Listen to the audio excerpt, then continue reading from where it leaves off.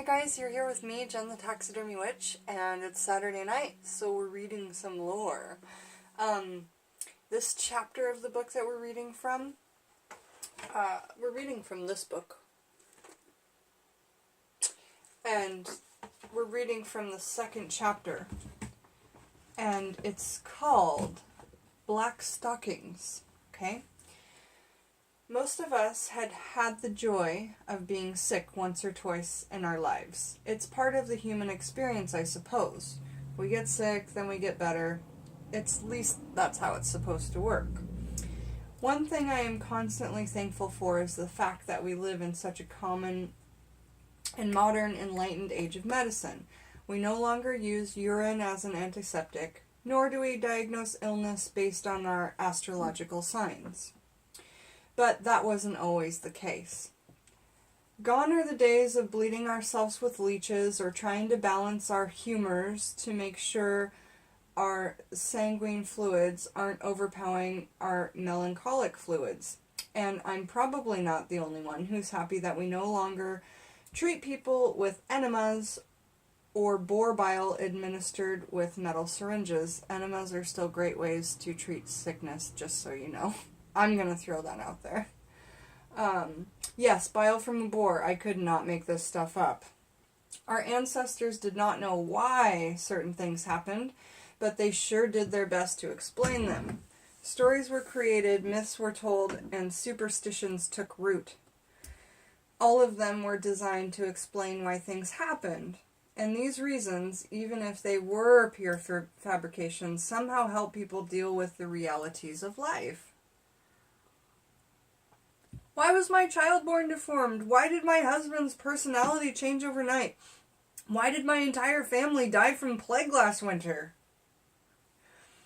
These were questions. These questions haunted people in ways that we can't understand today. I get that. I completely get that. And they grasped for anything that would help them cope. They found answers in their common folklore. Among the countless tales and stories told, there's one superstition from Ireland. I love the Irish. I just love the Irish. One superstition from Ireland that saw more usage than most. You see, when something didn't seem right, when things went wrong and people suffered, in the minds of the Irish, there was only one explanation that covered it all. Changelings. I love changelings too. I love a lot of things. And the things I don't love, I loathe. You know? Like, it's just one side or the other with me. So now we go on to a section called The Substitute. A changeling, according to folklore in Europe, is a kind of fairy. Stories of them can be found in Germany, Ireland, England, Scandinavia, Spain, and many other European countries. In all of those cultures, changelings have the same methodology. They are a substitute for a kidnapped human being, either out of jealousy or great need. Fairies were said to enter our world and make a trade without our knowledge. Whew, don't piss off the fairies, Jennifer. They would leave one of their own behind and return to the fairy realm, where the kidnapped human would live a happy, joyful life in paradise. We have a great summary of changelings, thanks to Irish poet William Butler Yeats. Yeats? They steal children, he wrote, and leave a withered fairy 1,000 or maybe 2,000 years old instead. At times, full-grown men and women have been taken. Near the village of Colony lives an old woman who was taken in her youth. When she came back at the end of 7 years, she had no toes, for she had danced them off. And in True Blood, if you go into the fairy realm and you come back, you're in there for 5 minutes and you come back and it's been a year. So, and I believe that that's true, there's a misconception of time between the realms, you know. Dance their toes off, man.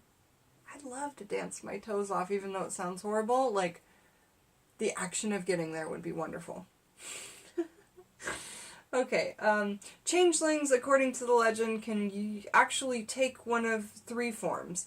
The first is the kind that Yeats wrote about, the senile and ancient fairy who is disguised as a child. Another type of changeling is an actual fairy child, and the third type is an inanimate object such as a block of wood or a carved log. Sounds like wood is the reoccurring theme there. This third type is sometimes known as a stalk. The logic, at least to someone in medieval Europe, was simple. If a child was born with birth defects, was sickly, or was ill-tempered, they were often thought to be the fairy substitute left behind when the real child was taken from their home. This is serious, like people really would turn against their babies and think that they were changelings. And I'm not saying that they were wrong. If an adult went missing and was later found mysteriously dead, people would often assume that the body was a bundle of sticks that have merely been enhanced to resemble their loved one. Folklore blossomed on the subject. Old wives' tales and legends taught new generations how to spot changeling instantly in a person's life and a clear sign of safety and hope they could cling to. Even the overall well-being of a family could hinge on these creatures. Changelings, you see, were said to drain all luck away from a house, and by doing so they would leave a family destined to struggle with poverty and misfortune, all while trying to care for a child they saw as a curse more and more every day. When the stories focused on men and women who had been swapped out for a fairy, the symptoms were more psychological in nature. Signs of an adult changeling included mood swings, becoming argumentative, and losing interest in friends and family. Changelings were said to have enormous appetites, eating everything they were given and then asking for more. It was said that if your infant preferred food from the larder rather than being nursed, there was a chance they weren't really your child at all. While most changeling infants died early in childhood, those that survived were said to become dim-witted adults. Men and women who survived this long were sometimes called O-U-P-H-E, oaf, which is where we got the word oaf. Oh, okay, I guess I pronounced it the way I thought. Anyway. Thankfully, though, there were ways to test people to see if they were in fact a changeling. Yeah, thankfully there was a scientific test that... Oh, Lord. One method involving putting a shoe in a bowl of soup. I mean, these are like scientific methods, you know. But it doesn't matter. It was what was scientific to them and tried and true. And that's why I love lore, really.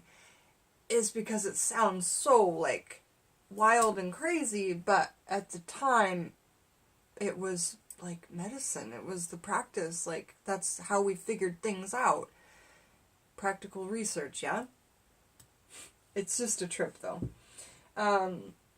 Thankfully, though, there were ways to test people to see if they were in fact a changeling. One method involved putting a shoe in a bowl of soup.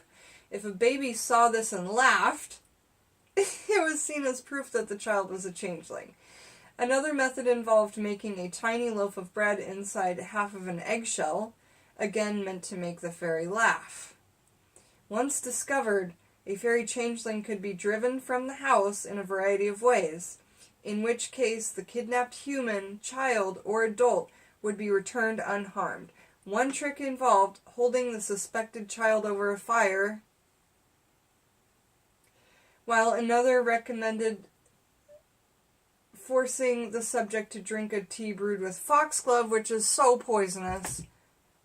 Oh, a poisonous flower. You know, I should have written this book. I'm kidding. It was thought that a person's body, if I could edit things out, I would have edited that out. It was thought that the person's body expelled the toxins through vomiting and diarrhea. The changeling would be forced to return to the fairy realm. It sounds crazy to think that people would believe in such stories even centuries ago. Surely no one actually performed these tests or administers these treatments, especially to their own family, right? Unfortunately, history teaches us that desperate people are capable of doing just about anything. And the next section is called Drowned, Dipped, Burned, and Poisoned.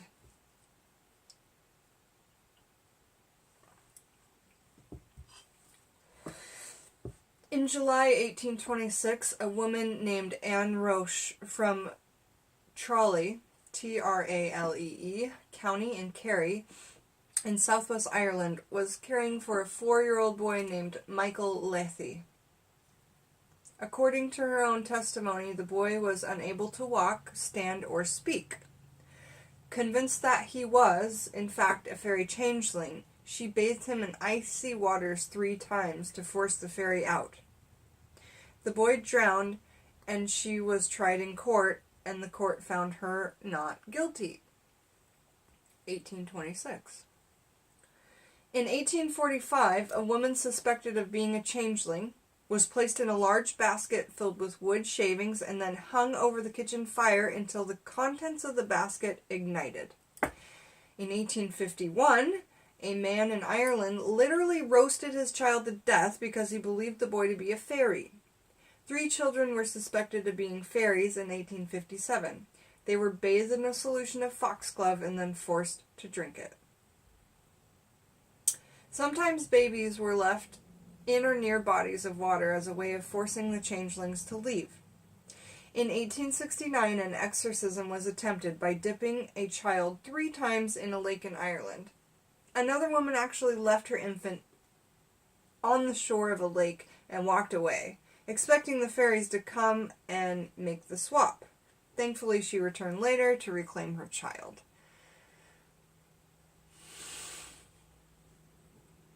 That was insane. Sometimes neighbors stepped in while the parents of an obvious changeling did nothing. Now, I would think that if you believed, I'm a changeling, I don't want to burn it or drown it or whatever, I'm just going to live with it. That would be my choice. I would be for some reason I'm stuck with what I'm stuck with, and that's just part of my life. And we're talking on a darker subject, just I feel no, I'm not going to say that. Alright. So yes, sometimes neighbors stepped in. It's none of the neighbors' business. It's none of the neighbors' business. But apparently in the 1800s it may have been. Sometimes babies were left in or near... Oh, I already did that. Sometimes the neighbors stepped in when the parents were an obvious changeling did nothing. In 1884... while the mother of 3-year-old Philip Dillon was out of the house, Ellen Cushion and Anastasia Rourke snuck inside. Philip, you see, could not use his arms and legs. And these neighbors saw that as proof enough of his condition. One of the neighbors stripped the boy naked, while the other stoked the fire. Then, when everything was ready, they placed him... I'm doing good. Then when everything was ready, they placed him on a large shovel and held it over the flames. Little Philip survived, but he was severely burned by the incident.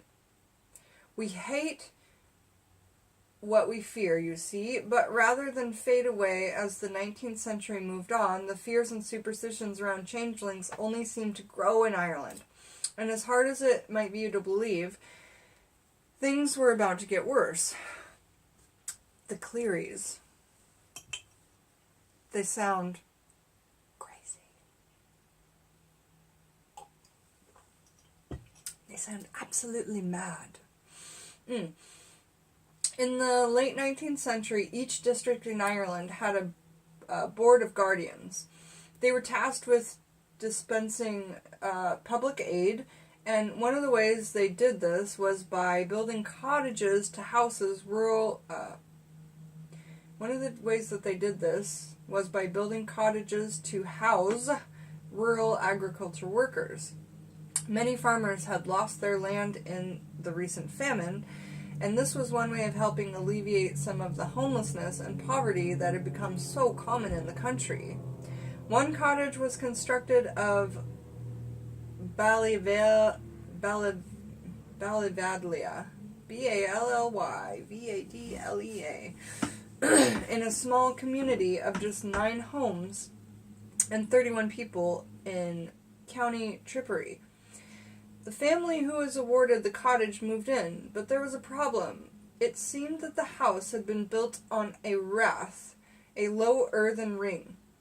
And while archaeologists knew them to simply be remnants of an Iron-Aged fort, some of the Irish still thought of them as fairy rings, portals to another realm. Well, if they're iron's a pretty powerful metal. I'd believe it with some good evidence or backup. After the family moved in, odd things began to happen. Cries in the night, noises that couldn't be identified, and a feeling of dread. It wasn't long before they picked up and left. In their stead, the cottage was given to an old retired laborer named Patrick Boland, who moved in with his adult daughter and her husband. His daughter, Bridget Cleary, was unusual.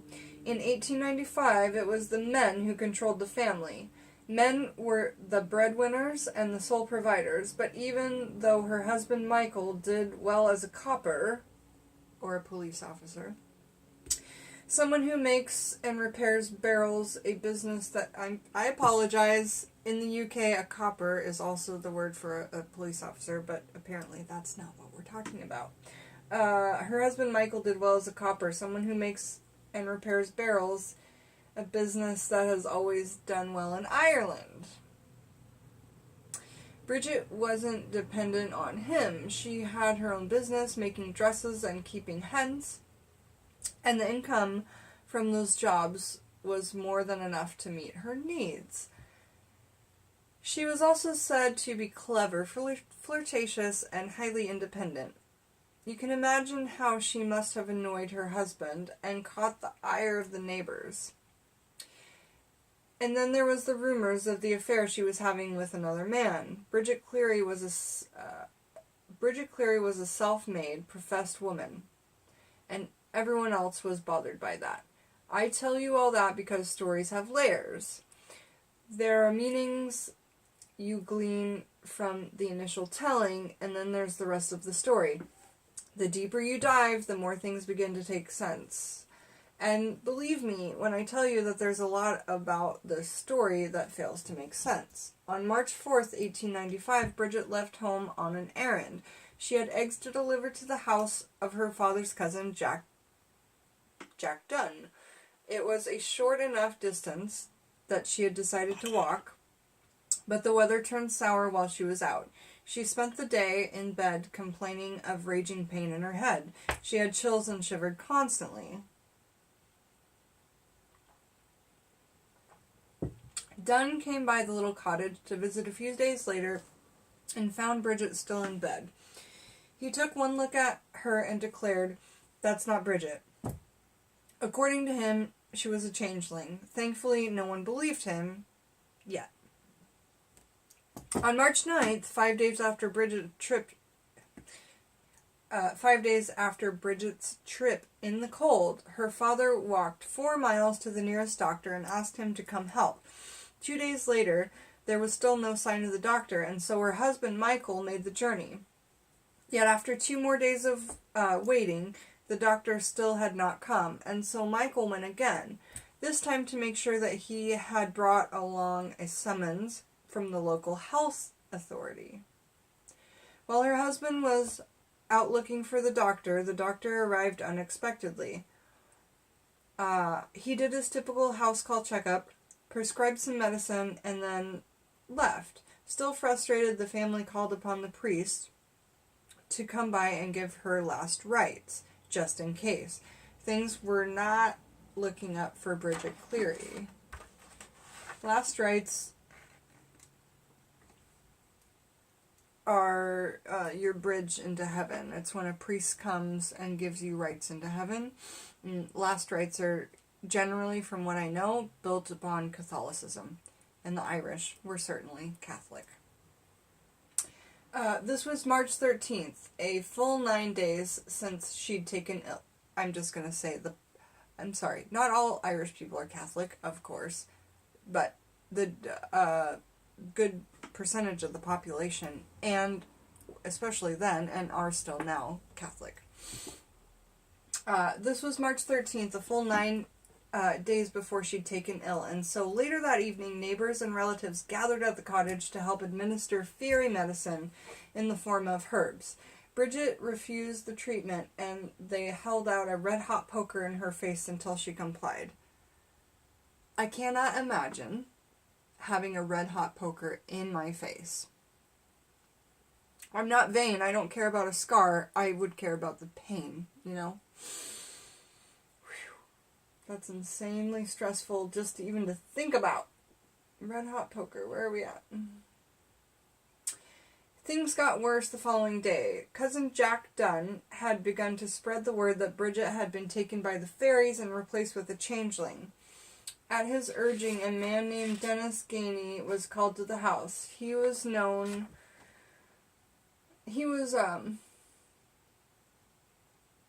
in the community as a fairy doctor, and was well versed in treating cases such as these. His treatments wouldn't necessarily fit into the modern medicinal textbook, mind you. They included the use of the hot poker, forcing the changeling to drink the first milk from the breast, from a cow that had just given birth, dousing the person in urine, and exposing them to flames.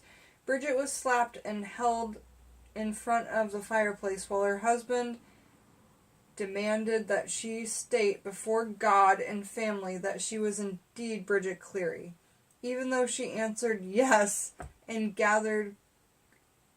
the gathered crowd did not believe her. Now, before I continue, there's something you need to understand about Michael Cleary's state of mind.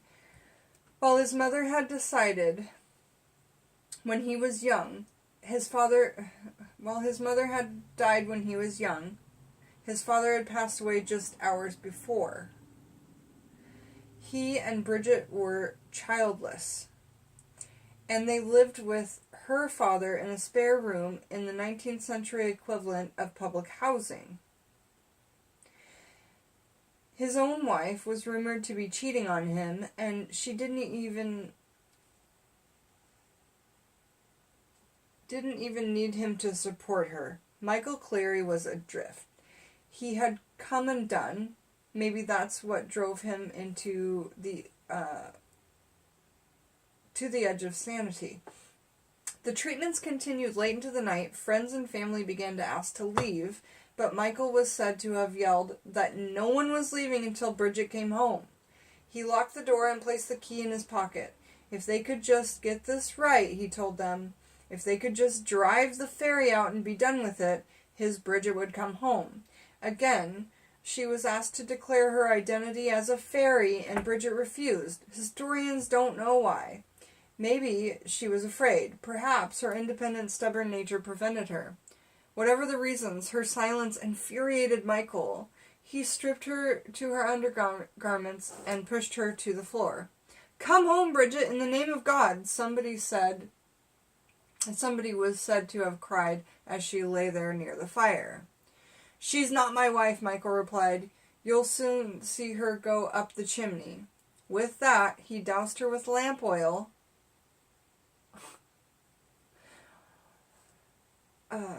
I'm sorry, that's just a little bit chilling. He doused her with lamp oil and grabbed a log from the burning fireplace, which he used to ignite the oil. Bridget Cleary burned to death on the hearth of her own kitchen fireplace in front of her husband and father, cousins, and friends. She was 26 years old. A woman in her own right. She took care of herself. She was self-sufficient. She was proud. She was made. 26 years old. Alright, the next section is called Burning Question. We haven't always known as much about the world as we do now. Compared to the centuries before our own, we live in a veritable golden age of knowledge and understanding. Science has eradicated much of the ignorance that was once plagued on us, and while I'm a fan of mystery and unanswered questions, that's not necessarily a bad thing. Ignorance has been used as justification for the barbaric, inhumane treatment of other people, to fuel our hatred of those who aren't like us. That kind of fear often becomes an agent of dark information. Under the influence of fear, humans have a history of mutation, of changing into something grotesque and dangerous. We become monsters. Fear drove Michael Cleary and the others to kill his wife. Fear of illness and dis-ease, of mental and medicinal mysteries. Fear of the loss that seemed to be creeping ever closer to his household. Blinded by fear, Michael Cleary lashed out with the only tool he had, superstition. In many ways, it's beyond ironic that this fear turned him into someone else. He said his wife was someone else, but it turned him into someone else, you know? In the end, perhaps he was the changeling. Funny. My commentary is funny because as soon as I say it, I'm either like super right or super wrong, which is great. In many ways, it's beyond ironic that right.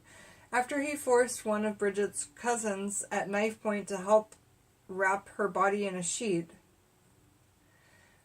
What? At knife point? They carried her to a nearby field and buried her in a shallow grave. A short time later, some of the neighbors told the local priest that Bridget Cleary had gone missing. They said in whispered tones that it had been a fairy exorcism. Then why lie? Like, honestly, like, you have all these witnesses that, by the way, are her most dearest loved ones and family. Why lie? Why would the family cover for that, then? Like, I just don't get it. If it was so justified. When the priest found Michael Cleary praying in the church the next day, he asked about Bridget. "Is your wife all right?" the priest asked. "I heard she'd been sick." "I had a very bad night, Father," Michael told him with a wild look in his eye. "When I woke up, my wife was gone. I think the fairies have taken her." He was convinced she would return. He had plans to visit a nearby fairy ring and await her. She would arrive in a white gown on a pale horse, and he would cut her bindings with a blackened knife. This Bridget would come home. His Bridget would come home. The priest, to his credit, didn't believe a single word. He called the police, and a massive search was undertaken. On March 22nd, 2 constables, those are police officers. I know constable is a police officer.